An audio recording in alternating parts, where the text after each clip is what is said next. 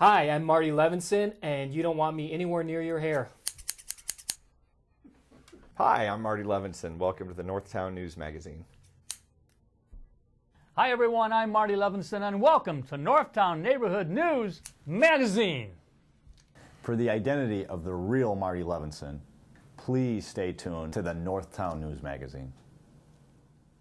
Come on, baby, don't you wanna go?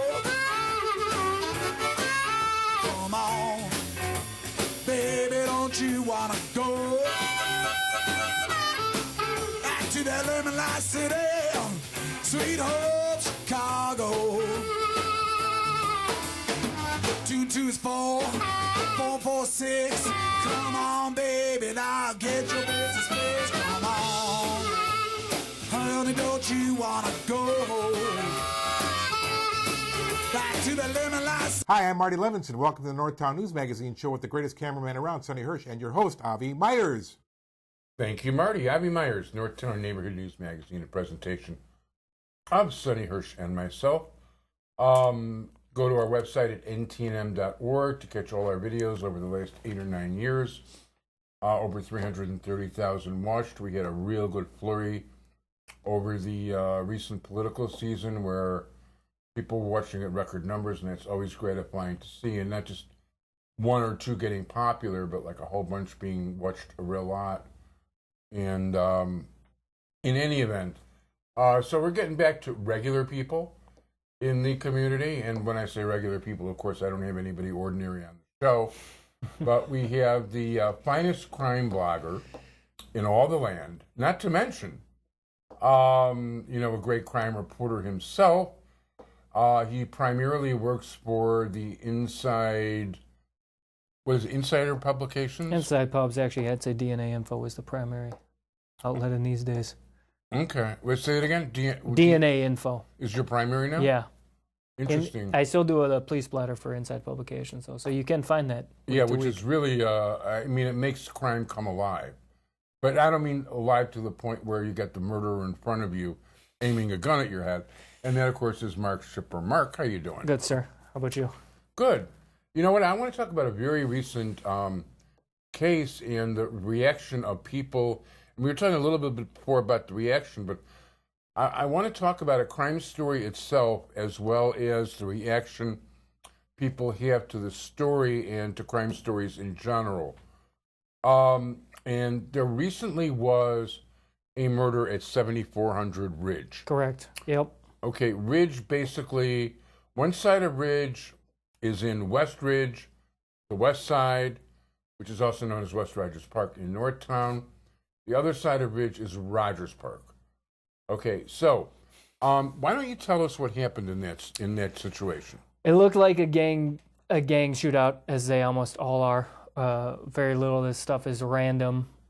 So we had a running shootout on, it was Birchwood, I believe, running west towards Ridge Boulevard, which is the dividing line. So the shooting, I believe, started east of Ridge. It culminated at Ridge, and the victim died on Ridge Boulevard. Whether he was on the west side of Ridge Boulevard or the east side of Ridge Boulevard was not made specific, but there was a big reaction in terms of how we classified the murder. Did it happen in West Ridge? Did it happen in Rogers Park? And it happened on the border. So I don't know, how would you classify that? Flip the coin. Flip the coin. That's kind of what we did. There's an ancient question along those lines. Let's say an airplane goes down right on the border of the United States and Mexico. Okay, and you're not really sure what side of the border the plane crashed on. Right. Where are the survivors buried? Yeah. That's what we're dealing with right here. I don't know. Well, the fact is survivors aren't buried. They're alive. Oh, the survivors. Yeah, exactly. Good. Nice. Nicely done. Thank you. So anyway, is there anything in particular that was unusual about this compared to other things you've seen around the neighborhood here? You know, I don't want to say unusual. All these shootings are bad and weird, and strange stuff happens when teenagers are murdering each other, people in their young 20s. So it's always a weird thing. But the thing that stood out about this one is that the final shots came execution style in the middle of the street. So there were shots fired. The victim was hurt.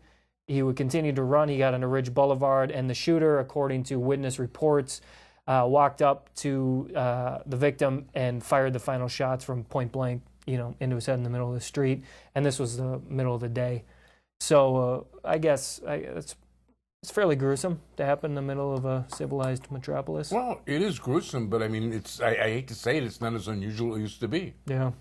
I mean, compared to you do see regular murders of that sort, amongst gang members here. Yeah, you do. And, about 2 years ago, Labor Day weekend, right at Warren Park, right by Pratt and Western, 3 blocks from my house. Yes. Somebody owed a lot of money to one gang. A member of the gang that was owed the money to walked up to that person when their family was having their Labor Day picnic, and boom, boom, boom, right there on the spot. Okay, now here's my point. There is a guy around here and who sends every single conceivable police story out to every single member of the District Advisory Committee. There's always that one guy. And you know what? I'll give him this. At least he cares about what's going on. I'm not sure that he really understands as well as other people sometimes what's going on with these things, but he cares enough to at least make sure that people have information. Okay, believe me, we've disagreed more than our share of times. Right. So anyway, that sometimes starts a conversation among the District Advisory Committee members, and we all get these emails. And by the way, for those of you who don't know, Sonny Hirsch is the chairman of the District Advisory Committee of the 24th Ward, and I am the beat facilitator for 2412, which is Devon to Pratt and Kesey to Ridge. So we get these things also.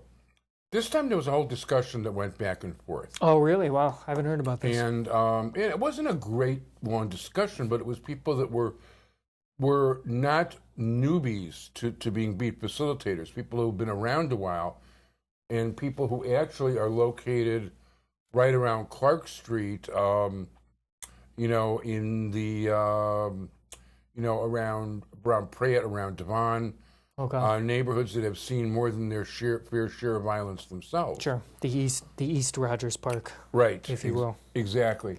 So they were talking about how particularly gruesome, and sad and tragic that this story was. And I hate to, this is a compliment, I hate to make this contention, but nobody writes a better crime story around here than Mark. And I think they read what he wrote and brought out those feelings. Yeah. I think if you had reported the same thing about, let's say, the McDonald's shooting Yeah. that happened around Lunn Street in Clark, Yeah. they might have been saying the same kind of thing. So I think that even with people who are seasoned in what they're doing, it's an indication that the way the press reports on something and the way the press puts something out, and he does things fair and square. He's not looking for a particular angle. He wants to make it the most interesting story you could possibly read. I mean, as far as I'm concerned, and I can always tell a Mark Schipper story when I see somebody highlight it in Facebook. I can usually just look at the headline or the circumstance and know it's a Mark Schipper. For instance, Active verbs. We like the active verbs. well, it's not just the active verbs. That's good. But you also understand what went on in a way that most people don't. We were talking before, and I think let's bring it up to the public.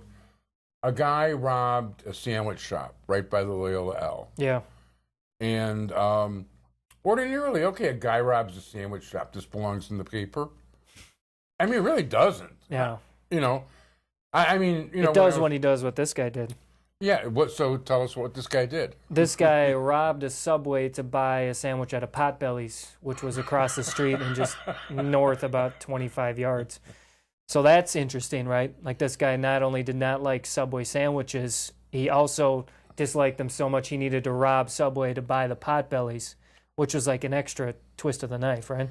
And he was hanging out there for long enough. Oh, yeah. Yeah, when the police walked in, he was in there still enjoying his sandwich and chips, and I don't know if he got soup, but whatever he did, he was still there.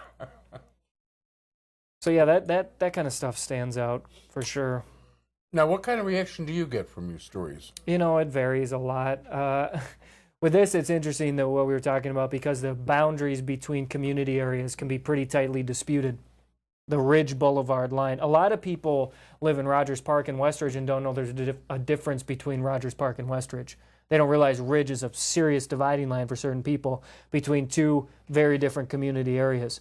So you get a shooting like this that starts in Rogers Park but spills into Westridge, and the brain teaser you made earlier about where do you bury the survivors.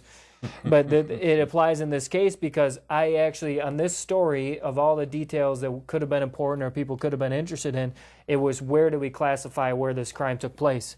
I think we used Westridge in the original story, but people from Westridge wanted to be sure that I changed that to Rogers Park because this happened in Rogers Park, you know. Dang it. But in fact, where the victim died was he could have been half and half on one border and the other. It was in the middle of Ridge Boulevard. So how you want to classify that is 6 of one or a half dozen of the other. But so in this case, I got that type of reaction. In other cases, it really depends on what happened. People have very unusual reactions to this kind of thing, from the person probably deserved it to this is the most tragic thing I've ever seen. What kind of city are we living in? And it's everything in between. Now, in terms of, just out of curiosity, were any of the people that complained about the Westridge thing realtors? I should have looked into that. I did not look into their professional background, but likely they were. That's actually one of the first things I always think about is who's worried about their home value, their property value, because they'll classify things in one place or another, and whether it's really an arbitrary line. I mean, what difference does 15 yards make between Rogers Park and Westridge? Nothing in reality. Right. But if you're pitching, if you're a realtor, if you're pitching a piece of property or a certain type of life, it's a big deal. As a matter of fact, when the Rogers Park Police Station just opened at 6464 North Clark, a friend of ours, as a matter of fact, Sonny, Mike Lasser, made a presentation to change the name of the police station. Oh, yeah. Because he thought that it would have an adverse effect on the neighborhood if everything got referred to as Rogers Park. And I think he was using some kind of tree, maybe it was a birch tree or something like that, but he wanted some sort of designation other than that. And of course, Mike buys apartment buildings and rents them out. Right. So he had a vested interest in what this place was going to be called.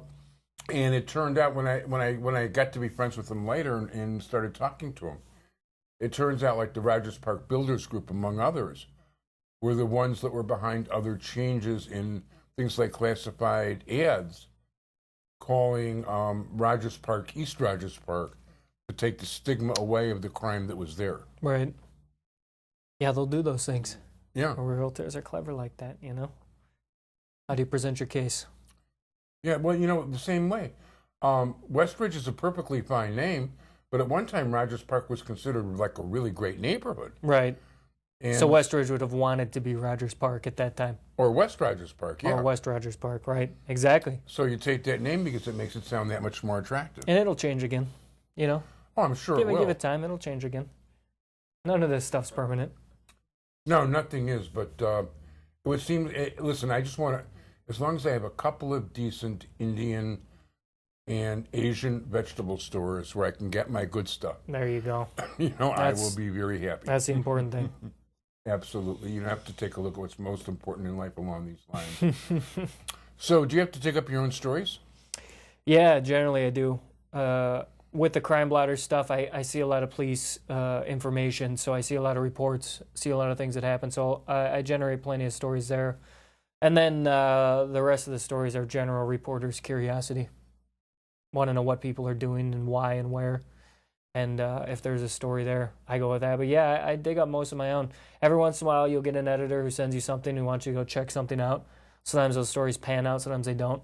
But for the most part, you're mining your own stories, and that's a big part of the job, is learning where to mine. Find the rich veins of mineral. Well, yeah, a lot of that is getting to know people, and I guess the police sure. blotter would be very helpful that way. For sure, absolutely. And knowing police officers is a great way to get stories.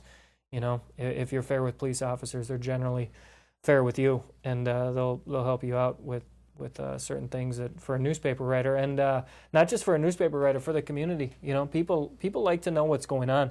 A lot of this stuff you'd never hear about if it wasn't for newspapers. No, for sure. And the fact of the matter is, right now, police. I used to get police.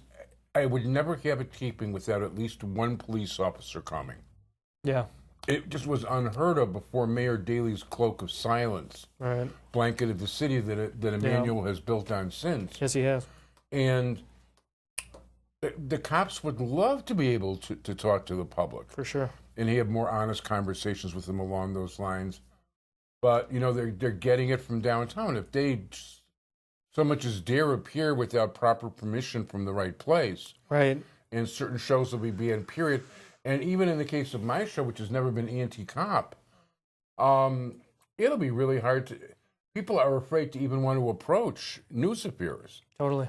in order to Oh, do yeah. it, even though I've got friends on news affairs who were in my corner. It's hard to get comments off the record a lot of times because there's such a concern that where that comment came from could be leaked or found out, and you could end up on some kind of blacklist, or, you know, with a union type of job, you could end up in a position where you're being pushed out of promotions, knocked out of your place in line, all that kind of stuff. And that's a real paranoia. And that's hard to get through, especially right now. The relationship between reporters and departments like the police department especially are they're not good. No, they're not good. Well, as a matter of fact, it's worse now than it has been in a long time. Yeah, I'd agree with that. So, you know, there's this whole Laquan McDonald business and the other things that have been happening around the country. The police here are actually, they are frightened to do things one way or another. What really scares me about the present situation is if you take a look at a city like New York before de Blaise or whatever his name is came into office. De Blasio? De Blasio, yeah. And, you know, even though the mayor before that, Bloomberg. Bloomberg, thank you, yeah, the news service guy. Yep. Strange cat. Very strange cat. I mean, law and order to the point of you can't have that 32-ounce pop. Right. I mean, it's ridiculous to a certain extent. Yeah. But when you had the more risk stop, search type things going on in New York, crime was lower. Yeah. Okay. I remember the police commander before this one, and I've got nothing against this police commander, and I like him, the one we have in 24 now. But he got especially tough with the gangs. Mm-hmm. And he hauled them out and spoke to them personally. He had a summit with them saying things like, you know, if you guys don't crack down, I'm going to get after you on every single little possible crime. Yeah, sure, he did do that. And I don't think you could get away with doing that right now. Yeah, I don't know. Maybe not. So You'd want to be careful about it for sure. You'd want to clear it with downtown before you did it. But, you know, these guys are hesitating. I mean, Yeah. they have to be worried because things that were considered common practice, things that were considered common police practice over the years and good policing are, you know, now considered over, above, and beyond. And I'm not saying that every single last one of them might have necessarily been a good thing, but the vast majority of that stuff was really okay. But if you go back to the 1980s, the start of gangs in Chicago on the scale that there is now was the ACLU getting the Supreme Court to rule that breaking up the cluster of gang members selling drugs on a street corner Yeah. or in an alley against the Constitution, and you couldn't do it anymore. You know, that really gave them an ability to do things they could never do before. Right. There's the old school is kind of no longer. The old school, even if it was effective, it's not okay right now. I'm not even talking about the old school. Believe me, There's a new order coming in.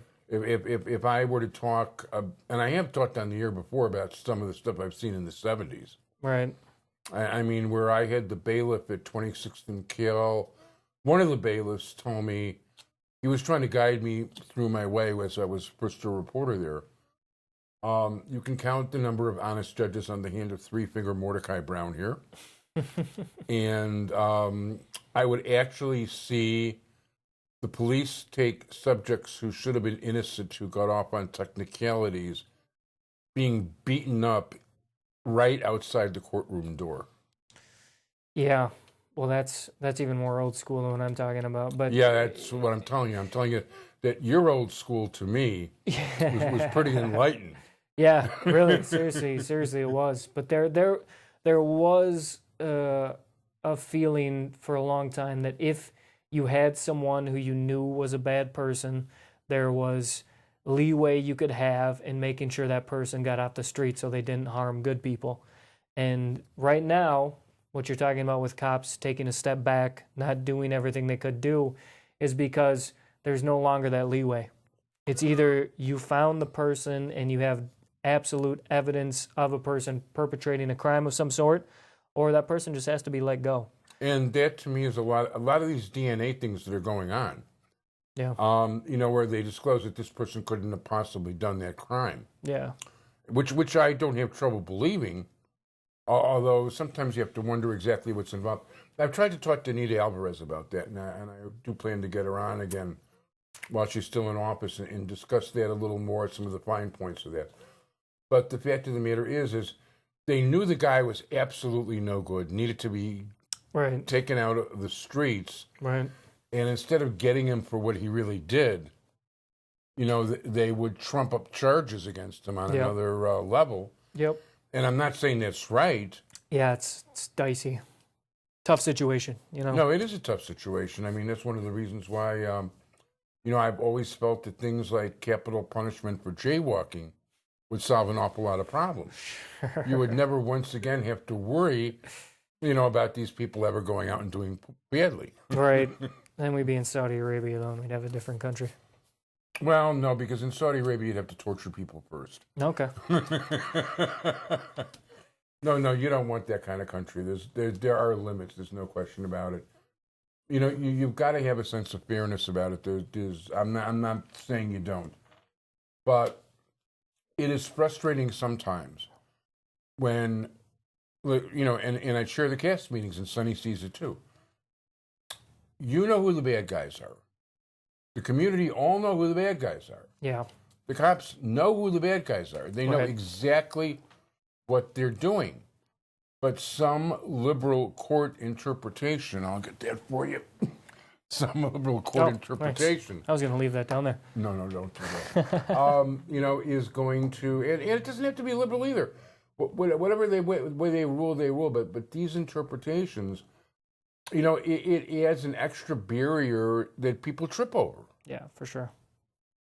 And, it's hard enough to get somebody on the legit as it is. Right. Absolutely.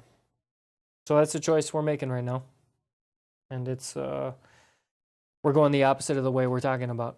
So now it's just you got to have it or you don't. And, we'll see whether this is good or bad. We'll see whether crime continues to go up or whether crime can be stopped like this. But, there's, in East Rogers Park, sometimes in Westridge, there's plenty that goes on. No, there's a ton that goes on, that's for sure. And you know what?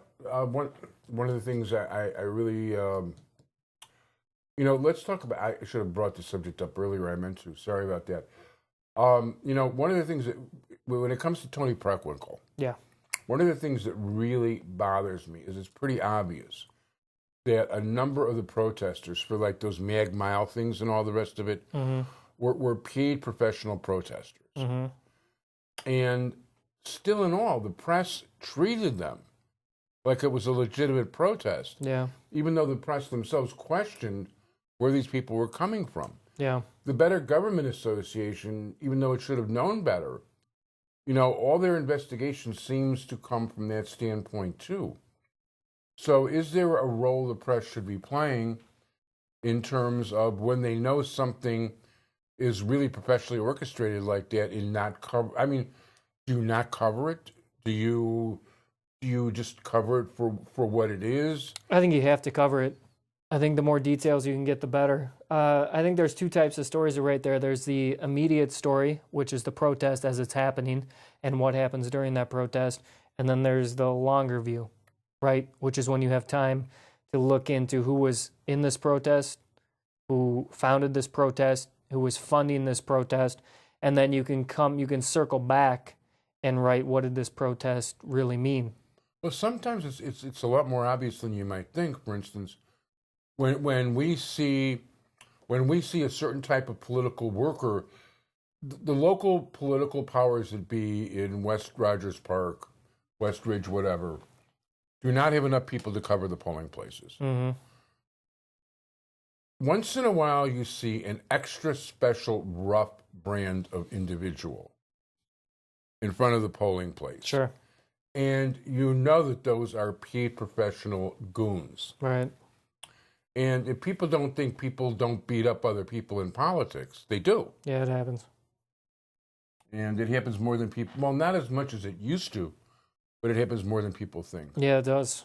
Yeah, it does. You'll see, there was a video on Facebook circulating, and I don't remember what community area this was in, but there was actually, in the polling place, the polling workers were actually hiding ballots from the party that they didn't want voted for. So people would come in and ask for a ballot for a specific party, and they'd say, we don't have those ballots.